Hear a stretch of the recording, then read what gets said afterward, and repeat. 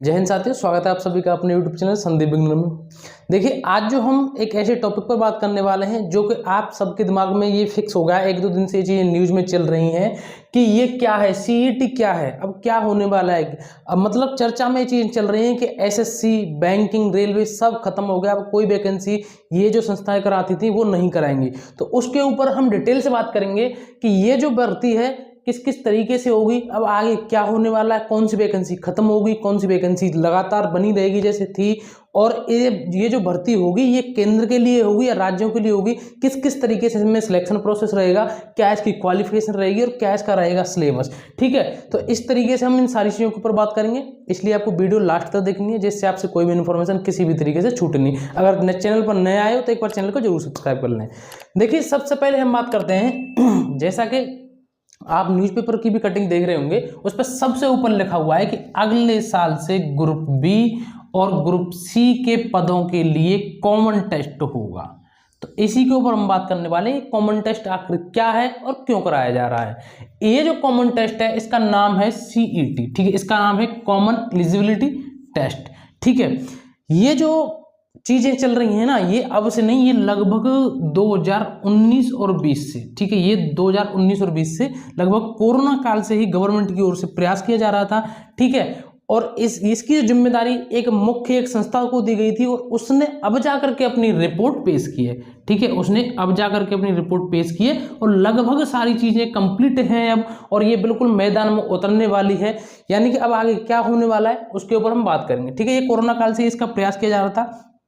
अब देखिए, मैं इसमें बताऊं कि इसमें हो क्या होगा। जैसा कि आपको पता होगा कि एसएससी, ठीक है, रेलवे, ठीक है, और ये बैंकिंग, इस तरीके से मुख्यतः ये जो चीजें तैयार की जा रही है फिलहाल तीन चीजों के लिए की जा रही हैं, क्योंकि सबसे बड़ी जो भर्ती केंद्र में होती है वो बैंकिंग, रेलवे और एसएससी के द्वारा ही कराई जाती है मुख्यतः।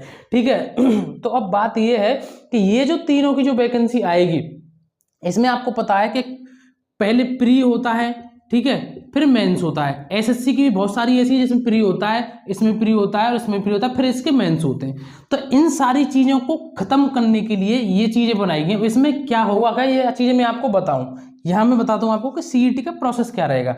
देखिए, सीईटी का प्रोसेस रहेगा, इसमें जो आपकी जो यानी कि जो पेपर होगा वो 3 लेवल पर होगा। ठीक है, एक तो आपका पेपर होगा 10th लेवल पर, और एक होगा आपका 12th लेवल पर, और एक होगा आपका ग्रेजुएशन लेवल। ठीक है, ग्रेजुएशन है, समझ लेना।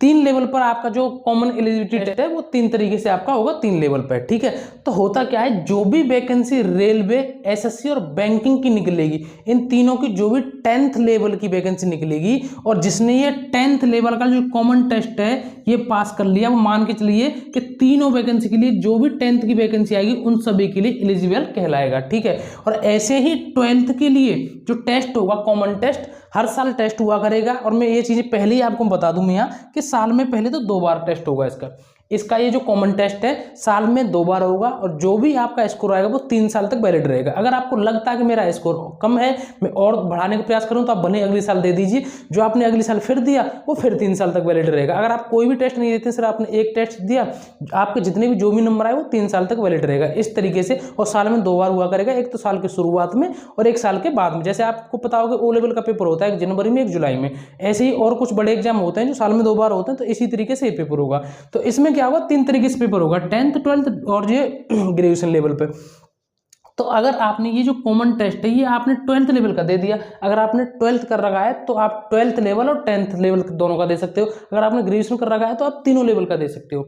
ठीक है, अगर आपने 10th कर रखा है तो सिर्फ 10th लेवल का ही देंगे। मान करके चलिए आपने 12th लेवल, 10th लेवल का ये जो कॉमन टेस्ट है वो दे दिया, तो इसकी इन तीनों की जो भी 12th लेवल की वैकेंसी आएंगी उनमें आप सीधे मेंस में बैठ पाओगे, ना कि प्री में बैठोगे। ये प्री का जो सिस्टम है गवर्नमेंट की ओर से, यानी कि जो उसकी जो रिपोर्ट है इसकी ओर से बताया गया है कि इन वैकेंसियों को पूरा करने में, ये अलग अलग जो वैकेंसी निकलती है इनके प्री होता है, फिर उसके बाद मेंस होता है, इसमें लाखों करोड़ों की संख्या में फॉर्म भरे जाते हैं, जिसमें बच्चों के समय की बर्बादी होती है, इधर जो कार्यदायी संस्था होती है उनके पैसे की बर्बादी होती है, और भर्ती कभी भी टाइम से पूरी नहीं हो पाती है, लगभग 1 साल के बाद ही हो पाती है, और कई भर्तियों में तो 2-2, 3-3 साल लग जाते हैं। ये सारी चीजें उन्होंने खुद रिपोर्ट में बताई न्यूज़पेपर में, इस वजह से कहा जा रहा है। ठीक है, अगर उन्होंने एक बार वो दे दिया ना ये जो कॉमन टेस्ट है, तो वो अगले 3 साल तक जितनी भी इनकी भर्ती आएंगी मेंस वो करेगा, आप तुरंत हर साल बैठ। जैसे कि एसएससी की कोई भी वैकेंसी आई 12th लेवल की, तो उसमें आपको फिर प्री देने का मतलब नहीं है, सीधा मेंस हुआ हर साल, आप सीधा बैठे जब तक आपका 3 साल तक वैलिड है। ऐसे ही ग्रेजुएशन में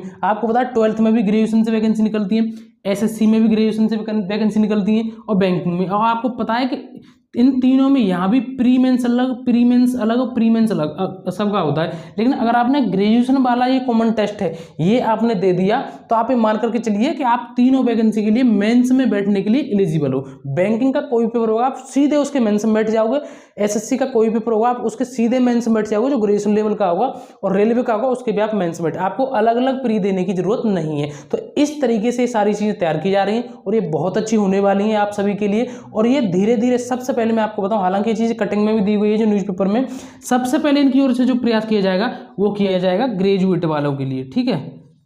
सबसे पहले ग्रेजुएट से शुरुआत होगी, उसके बाद 12th 10th इस तरीके से ऐसे करके सारी चीजें होंगी। तो मैंने आपको बता दें साल में 2 बार पेपर होगा, स्कोर 3 साल तक वैलिड रहेगा, 3 लेवल पे इसका पेपर हुआ करेगा, 10th 12th ग्रेजुएशन। अगर आपने ग्रेजुएशन कर रखी है तो तीनों लेवल के पेपर दिए, 12th 2, और अगर 10th कर रखी है तो सिर्फ 10th लेवल का। अब बात आती है नीचे कि सिलेबस क्या चेंज होगा, तो ये उनकी ओर से बिल्कुल साफ साफ बता दिया गया है कि सिलेबस में बदलाव होगा, बिल्कुल ठीक है, सिलेबस में बदलाव होगा। और अगली बार जो भी न्यू वैकेंसी आएगी, ठीक है, ग्रेजुएशन लेवल की, सबसे पहले ग्रेजुएशन वाला इनमें कॉमन टेस्ट लिया जा रहा है, तो ग्रेजुएशन लेवल की जो भी वैकेंसी आएगी, चाहे वो एसएससी की हो, बैंकिंग या रेलवे की, वो इसी के द्वारा ली जाएगी और उसमें सिलेबस में बदलाव होगा। और सिलेबस में बदलाव किस तरीके से होगा, देखिए आपको पता है कि ये सिलेबस का तीनों का मैं बताऊं, जैसे कि ये रेलवे का सिलेबस है, ठीक है, ये एसएससी का सिलेबस है, और ये बैंकिंग का सिलेबस, क्योंकि आपको पता है बैंकिंग की रीजनिंग इन सब के मुकाबले बहुत ज़्यादा, और इंग्लिश भी उसकी एडवांस ही आती है।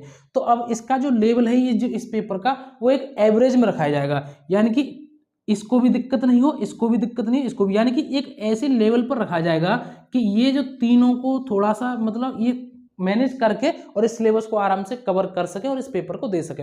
रही बात मेंस की, तो क्या वो बाकी जितनी भी ये वैकेंसी, ये जो कार्यदायी संस्था थी वो जो वैकेंसी कंप्लीट कराती थी, जैसे कि रेलवे, एसएससी, बैंकिंग, क्या खत्म हो जाएंगे? नहीं, जब आपका मेंस होगा तो वो मेंस एसएससी ही कराएगी, और बैंकिंग वाला बैंकिंग कराएगी, ठीक है, और रेलवे वाला रेलवे कराएगी। मेंस जिस तरीके से जैसे चलता आ रहा था वो सब अपना अपना मेंस कराएंगे, लेकिन सिर्फ और सिर्फ प्री यहाँ से होगा, ठीक है, सिर्फ और सिर्फ प्री यहाँ से होगा। सिलेबस में बदलाव है, एनआरए के द्वारा करा दिया ये सारी चीजें। ये जो जितना भी आप ये जाल देख रहे हो, जितने भी आप ये प्रोसेस देख रहे हो, ये सब कुछ एनआरए के द्वारा तैयार किया जा रहा है, और जो टेस्ट तैयार किया गया उसका नाम है कॉमन एलिजिबिलिटी टेस्ट, इस तरीके से, ठीक है। तो सिलेबस में बदलाव होगा, ये मान करके चलिए। अब ये सिलेबस क्या होगा ये अब एनआरए के द्वारा बता दिया जाएगा कुछ समय में। इन्होंने रिपोर्ट है वो गवर्नमेंट को सौंप दिया, सब कुछ तैयार है, ठीक है। अब बात आती है क्या ये सभी राज्यों के लिए भी लागू हुआ, तो देखिए मैं आपको बता दूं, इन्होंने एक ऑप्शन रख दिया राज्यों के लिए। अगर राज्य सरकार चाहे, केंद्र के लिए तो रहेगा ही रहेगा, अगर राज्य सरकार चाहे तो वो अपना जो भी यानी क्वालिफिकेशन वगैरह मांगते हैं तो वो उनमें मांग कर सकती हैं कि अगर आपके पास इस कॉमन एलिजिबिलिटी टेस्ट है तो आप हमारे राज्य की इस परीक्षा की मुख्य परीक्षा में बैठ सकते हैं।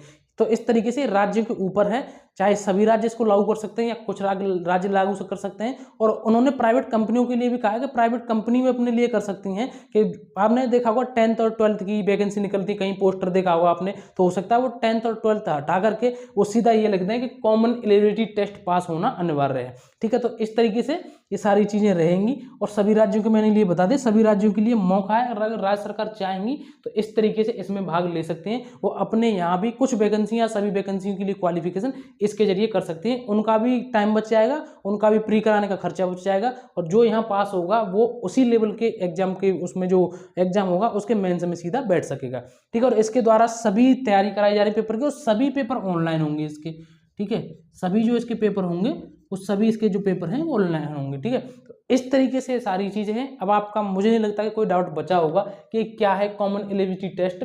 ना रेलवे खत्म की जा रही है, ना एसएससी, ना बैंकिंग, बस इसका जो प्री का जो सिस्टम था वो इसके द्वारा कराया जाएगा, ठीक है। यानी कि केंद्र सरकार की जितनी भर्ती हैं इसके द्वारा मुख्यतः 3 चीजों की सबसे बड़ी भर्ती होती है, और इसके अलावा और भी बहुत सारी वैकेंसी हैं। जैसे आपने देखा होगा इसरो की अलग से वैकेंसी आती है, एफसीआई की अलग से वैकेंसी आती है, वो अलग कराते हैं, तो वो भी इस सारी चीजें इसमें शामिल होंगी। लेकिन सबसे पहले इसके ऊपर ही हो रहा है, क्योंकि सबसे बड़ी भर्ती केंद्र की यही होती है, ठीक है। तो बस आप ये मान करके चलिए कि इसका सिलेबस चेंज होगा, अगले साल से इसका पेपर होगा, सबसे पहले वो ग्रेजुएशन लेवल का कराएंगे। ठीक है, तो साथियों बस मुझे यही जानकारी देनी है आप सभी के लिए। अभी भी आपको कोई डाउट हो तो कमेंट करके जरूर बताएं, और वीडियो अच्छी लगी हो तो एक बार वीडियो को लाइक करके चैनल को जरूर सब्सक्राइब कर दें। तो फिलहाल मुझे बस यही जानकारी देनी थी आप सभी के लिए। अब मिलेंगे अगली नई वीडियो में एक नए टॉपिक के साथ। जय हिंद, जय भारत।